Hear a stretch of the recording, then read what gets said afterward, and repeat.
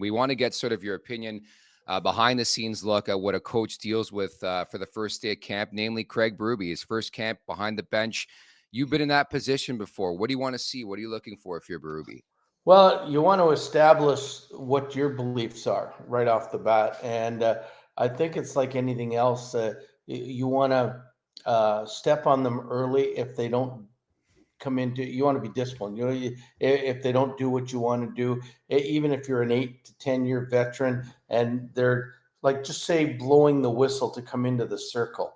If they're, taking it easy and shooting that extra puck and then coming in, you got to come down on these guys and make sure that you get it to your way. You don't want anything to slide right off the bat. You got to put your mark on the team. You got to make them understand what you're looking at, what you're looking for, and so that you can't be soft on them, especially early in camp.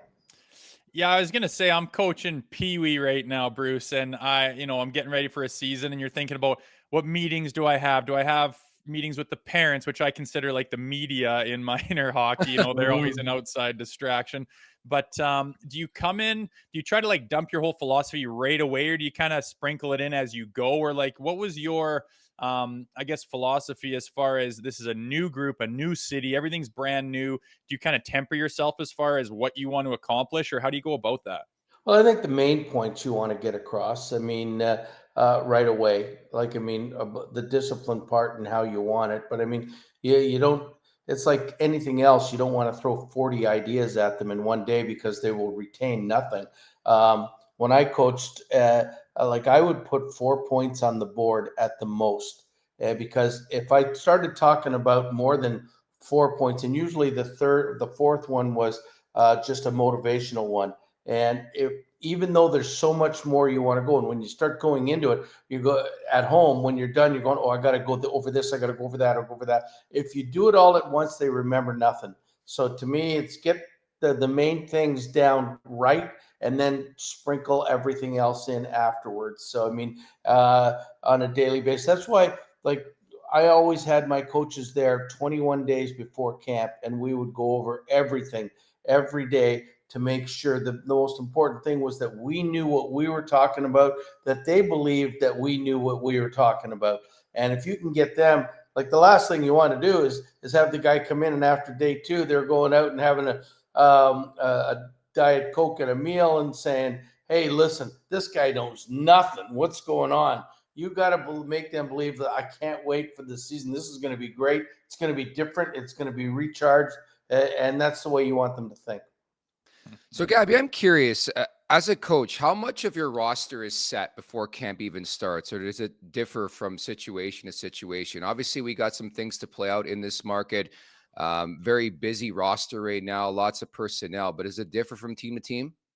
It is, because the way they handle money is different. So, it's the cap space. If you're making 1.5 and you're on the fourth line or something, that you're pretty well going to be there.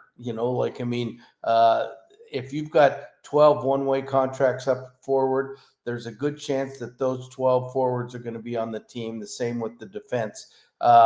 With teams like Anaheim, especially when the budget was not that great. With Toronto, they might say, hey, listen, if you're making $900,000, we can still send you to the minors, and it doesn't go on the cap. So it doesn't, so they can do that. And that's usually sometimes why the Marlies have along with Hershey, have one of the most, the biggest caps in the league here. So, with Toronto, it would be a little bit different. You want the best players because it's about winning there all the time. But I think that has a lot to do with it before you go in. Before you go in after the summer, you also know who you've traded for, who's coming up from the minors, who had a great year. You can pretty well put everybody in, save maybe there might be one forward that you're looking at, maybe 2, maybe a defenseman, and that's where camp comes in, and you let them play 5 out of the 7 exhibition games, and then you dictate what's going on from there. How about preseason, Bruce? It's a different kind of beast. You got a lot of, you could say, younger guys or guys chomping at the bit who could be running around trying to make a name for themselves. They can get physical, and it can, it's not every player's cup of tea. I know a lot of phantom groin injuries come up during that time of the season. What was your philosophy as far as, who plays how many? Obviously you got your stars and your big name guys. Obviously you don't want to get them hurt right before the season, but guys need some touches too, want to get their timing back. What did you think about preseason touches and how that relates to the Maple Leafs this year?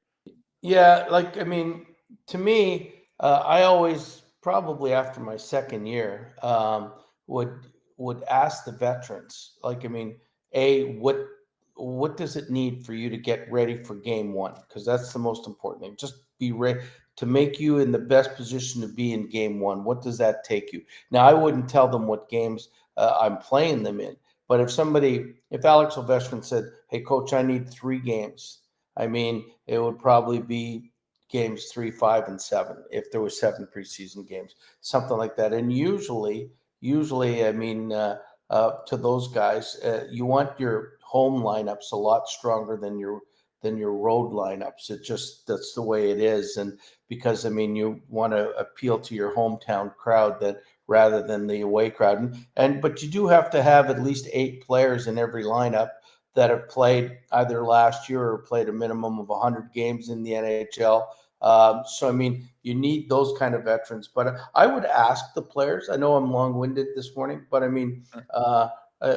for the most part, for the veteran guys, like Mike Knuble, for example, he'd tell me, "Listen, I need 6 games. I'm a bigger guy. I need to get ready. It takes me longer to get ready. I need 6 games." So even though I wouldn't want to play him 6 games, I would play him 6 games. What did you think of the Max Pacioretty edition? Where would you put him in the lineup? It's interesting. That's an interesting call. I think he has to be, if he's going to make the team, he's got to be in the top 6. I don't see him as a 3rd line guy. Or I don't see him as a 4th line guy. So, to me, you got to find a place in the top 6. Now, watched him a lot last year in Washington, and he started like he was injured for the first half of the year, and then he was sort of pretty slow. But he's got the, he's been there, he's done it, he's been great, he's been a captain. So the Leafs must obviously have a plan, I think, for him. If you're looking at the lineups and putting him in now, it could be different. It could be the Leafs saying, or Craig saying, "Hey, you know what? I want 3 scoring lines and a checking line." And if that's the case, maybe they want to put William Nylander at center with Tavares and Matthews, and then try to get 3 lines. I don't know if that always works, because the 3rd line that's supposed to be a scoring line usually is playing against the other team's first line on the road, and that doesn't necessarily equal success. But if they're not going, if they plan to put William Nylander on the right side again, I got to believe that they're thinking of him as a top 6 forward or a 13th forward, one of the 2. Well, speaking of those line combinations, those young guys coming into camp, they made a lot of noise last year, being Fraser Minton and Easton Cowan. Easton Cowan's kind of had a breakout year in the O and looks pretty strong through prospect or rookie camp, whatever you want to call it. What's your philosophy on a guy of that age, but he's of the stature that he's one of those stud players and potentially is ready mentally and physically? How do you tread? Do you tread lightly with a guy like that and try to give him as much time as possible, or do you think sometimes it's best to say, "Hey, if you're ready, you're ready"? Well, I answer it this way. I've had general managers in the past tell me, I said, "Listen, if you can't play this player 12 minutes a night, we're sending him back. We're sending him, whether it's the minors, whether it's junior, because we don't want to get his development and ruin that by playing him 6 or 7 minutes on a 4th line time. But if you can play the guy and he's worth playing 12 minutes a night, then all of a sudden you can put him in." And I think both of those guys, they're really good players. I think Easton won the Red Tilson Award in Major Junior this year. The problem with him is, okay, now what does he have to prove in junior? I don't know. He's supposedly gotten bigger and stronger. That's where I was surprised. He's a left-hand shot, I think, left wing. If you look at Pacioretty, if he comes in, he's taking a spot probably for him, is my guess. And but if you could play him for 12 minutes a night, like they started out with Matthew Nyes, who played over 10 minutes a game early on, then maybe he's a guy that stays with the team. Yeah, and I think at this point, Cowan's got a better chance of sticking than Minton. But is he a guy that you would be fine playing in your bottom six, or do you see a youngster having to play in the top six right away? I don't know what kind of. I know he's scored a lot, and but if he's a guy that could play on your third line and not hurt you, then I don't have a problem with it. I mean, if you could indoctrinate him, if he's a penalty killing guy, maybe he's the third line guy that could play the second unit of the power play, and that's how his minutes add up. I mean, but if you feel that that's what he can do, and he's going to play those kind of minutes, then all of a sudden you can keep him if he's the best player. If not, let him go back and develop whether size, strength, and even more confidence, so that when he does come up in the next year, you could put him in the top two lines. How about on the back end, Bruce? It's drastically different look than it has been in the past. They've added a lot of names. Some would argue they're a little bit older or injury prone. But when you look at the back end for the Toronto Maple Leafs, do you get excited about it, or what are your predictions for them back there? Well, I don't get overly excited. I mean, they signed 3 guys in the offseason, I think. The one I do know, Oliver Ekman-Larsson, is coming off a Stanley Cup. The thing I always worried is, in my last year, I tried him on the right side, and he struggled on the right side, just turning when players would go wide on him, and he was much better on the left side because he could use his stick as a poke check and a guide. If on the right side, it would end up being a hook. So I mean, so if they plan on playing him on the right side on the third unit, I mean, he's a pretty good player to put on the third unit, but I mean, I think he might struggle on the right side. The other guys, Hakanpää, who they just signed, is a guy they need. If you look at the Leaf defense, it's in today's standards, it's not overly big. Like, they had a lot of 6'1" guys, 6-foot guys. I mean, they do have Benoit, who's 6'4", and Hakanpää is 8'6" or something like that. So that. But I mean, if I always look at that, if he was, when they signed him for 1.5, if he was really a solid player, Dallas would have put in that claim and signed him for that as well. Yeah, it's exactly what I said, and I think there's a lot of questions surrounding Hakanpää, but you touched on it briefly surrounding William Nylander. It feels like Groundhog Day that we're about to start camp, and it sounds like there's whispers he could start camp up the middle. Do you like him up the middle more, or still on the wing, or is that more so a testament to maybe the issue and some of the flaws with this roster right now? I don't know. It's hard to say. I mean, I wouldn't be surprised if William wants to play center. I mean, that's where he played as a kid, and but I mean, it depends on how you want your team. Andy Murray, who was a great coach, and when he was in LA, and that he always wanted it like you break it down and you have your scoring line, your top line, and that's Matthews' line.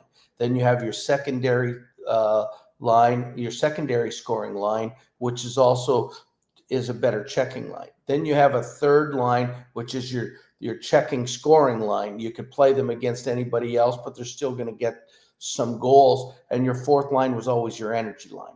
And that's how he had them mixed in, and then you would fit those parts in.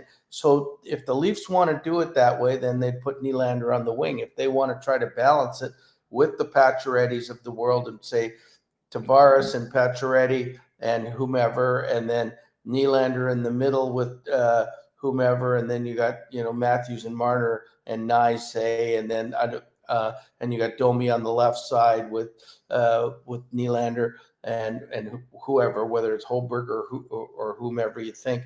But then you're thinning the lineup pretty much, and I don't think everybody there in that situation has a role. And I think, as Jay would know when he was playing, if a coach came up to him and say, Jay, I don't care if you play 8 minutes or 12 minutes or whatever, but this is your role. I want you to be the best defensive left winger, and when in need be, you have to be, the protector. Then you know your role. I think if the Leafs do it with 3 lines deep, and then the 4th line is going to be, who knows? I don't think they know their roles well enough. And I think Craig is one of those guys that is going to let everybody know what their role is.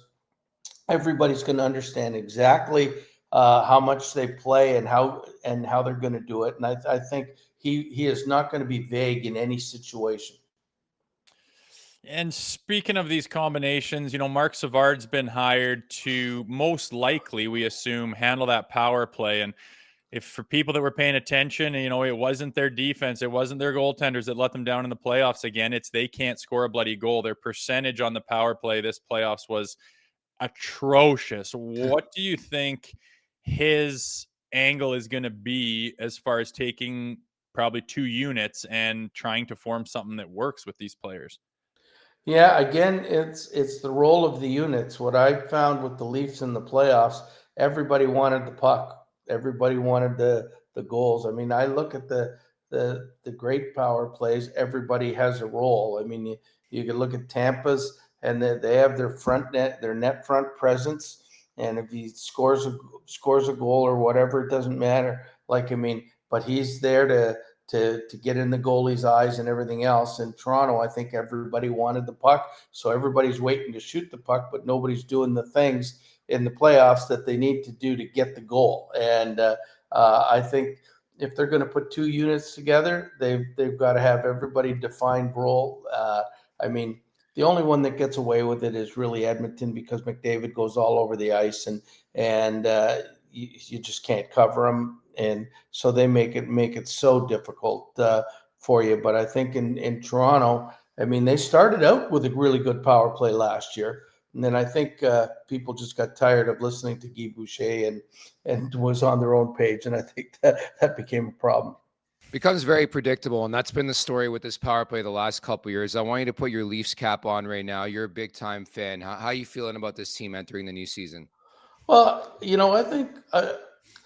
I think the coaching is going to make a big difference. I really do. I think what Craig's going to do, it might not get as many points as they've done in the past in the regular season, but I think come playoff time, they'll be much more defensive, responsible, and they won't, when I say that, when I see the Leafs in the past, soon as they possession is changed, the forwards take off.